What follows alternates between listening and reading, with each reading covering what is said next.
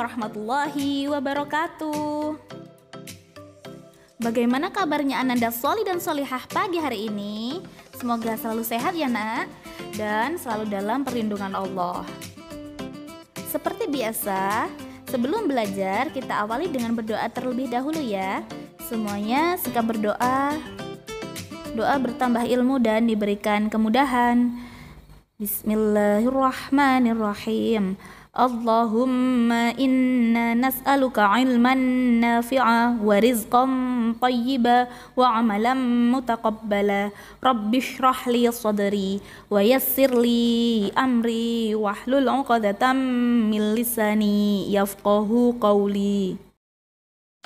Ananda Sholih dan Sholihah, pada kesempatan kali ini kita akan belajar yang pertama, menyatakan waktu menggunakan notasi 24 jam. Yang kedua, menentukan waktu mulai dan waktu selesai. Yang ketiga, menentukan lamanya waktu suatu kegiatan. Dan yang terakhir, yang keempat, menyelesaikan soal cerita tentang hubungan satuan waktu. Ya, anak-anak semuanya, sebelumnya kita akan mengingat kembali hubungan antar satuan waktu. Satu hari itu ada berapa jam ya? Pinter, 24 jam. 1 jam itu ada berapa menit? 60 menit. 1 menit itu berapa detik? 60 detik. Nah, sekarang 1 jam berapa detik ya? Pinter, 3600 detik. Berikutnya kita belajar menyatakan waktu menggunakan notasi 24 jam. Pada notasi 24 jam, setelah pukul 12 siang, itu kita lanjutkan menjadi pukul 13.00. Pukul 2 berarti pukul 14.00. Pukul 3, 15.00. Pukul 4, 16.00. Pukul 5, 17.00. Pukul 6, ya 18. Begitu seterusnya berurutan sampai nanti pada pukul 12 malam itu pukul 24.00. Nah, sekarang kita belajar menentukan waktu selesai, waktu mulai, dan lamanya suatu kegiatan. Perhatikan contoh soal berikut ini. Tak terasa telah 1 jam Lani berlatih menari. Ia berlatih sejak pukul 12:30 menit.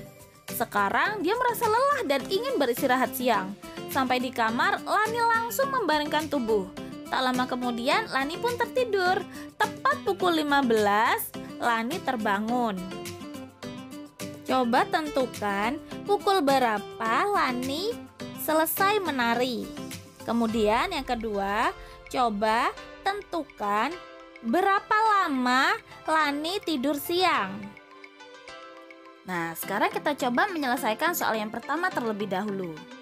Lani selesai menari pada pukul berapa ya? Karena yang ditanyakan waktu selesai menari, berarti waktu selesai itu lebih banyak dari waktu mulai.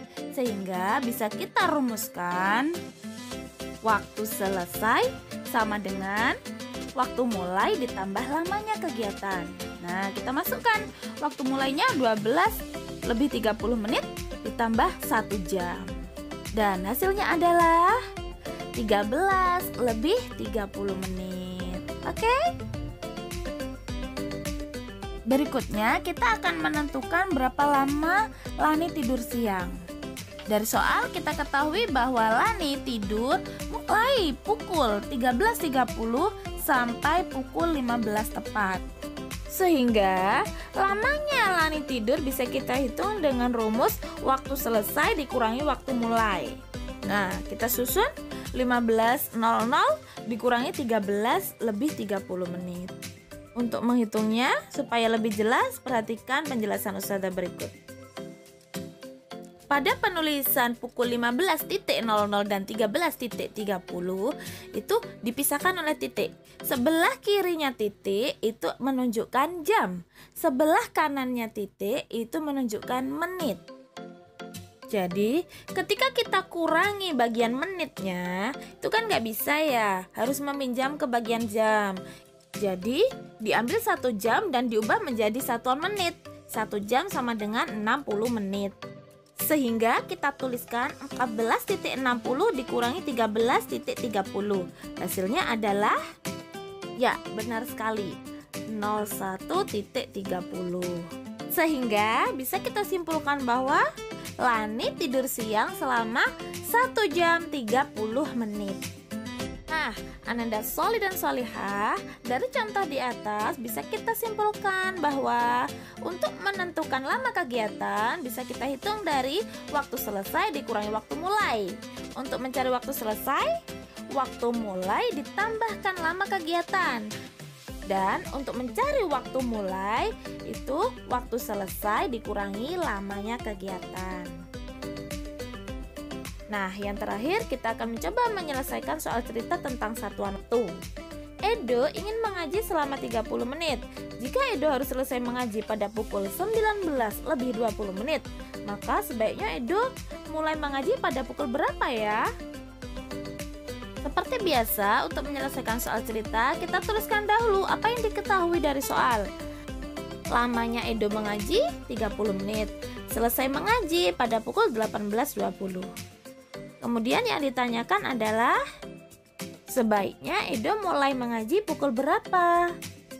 Nah, penyelesaiannya, waktu mulai bisa kita temukan dari waktu selesai dikurangi lamanya kegiatan. Berarti kita masukkan 19:20 dikurangi 30 menit. Perhatikan bagian menitnya. Kita harus meminjam ya. 20 dikurangi 30 nggak bisa dikurangi. Jadi kita harus pinjam 1 jam untuk dijadikan 60 menit. Sehingga menjadi 18 lebih 80 menit dikurangi 30 menit. Dan hasilnya adalah pukul 18 lebih 50 menit. Jadi kesimpulan soal ini adalah Edo sebaiknya memulai mengaji pada pukul 18 lebih 50 menit. Nah, bagaimana? Ananda sudah paham sekarang? Supaya lebih terampil, silakan rajin mengerjakan soal-soalnya ya nak ya. Alhamdulillahirobbilalamin. Akhirnya pembelajaran kali ini selesai. Semoga Ananda di rumah tetap bersemangat untuk belajar ya. Oke, tetap jaga kesehatan, makan makanan sehat, makanan bergizi, patuhi protokol kesehatan ya. Terima kasih sudah menyimak penjelasan dari Ustazah. Jazakumullahu khairan katsir. Wassalamualaikum warahmatullahi wabarakatuh.